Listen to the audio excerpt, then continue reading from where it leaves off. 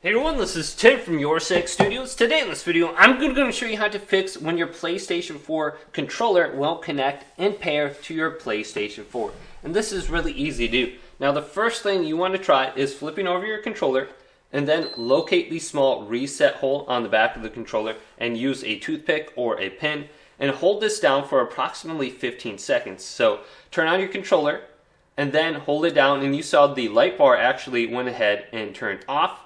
Then after about 10 to 15 seconds, you can let go and you can try turning on your controller and connecting wirelessly to your PlayStation 4. So I do have my PlayStation 4 turned on and it was able to connect and pair.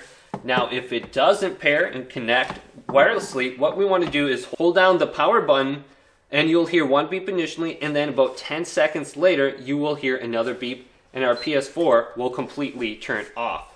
So I can see the light bar here is flashing and my PS4 is completely turned off. Now go to the back of the PlayStation and unplug it from the wall outlet for approximately 1 minute and then plug it back in, and then locate a USB to micro USB cable. And you may want 2 or 3 of these because some of these cables could be old and they may not work or connect or even charge your controller. So have 2 at hand in case the first one doesn't work. And you could try multiple different USB slots on your PlayStation 4. So if you're not connecting to slot 1, go to slot 2. So let's plug it in to the front slot and then go to my controller and plug the micro USB end in. And then try pressing the PlayStation button on the controller. So let's press it and see if this turns on the PlayStation 4, and it did. And if it's charging the controller where it's orange, press the PlayStation button twice in a row and it should turn on. So you can see it's charging.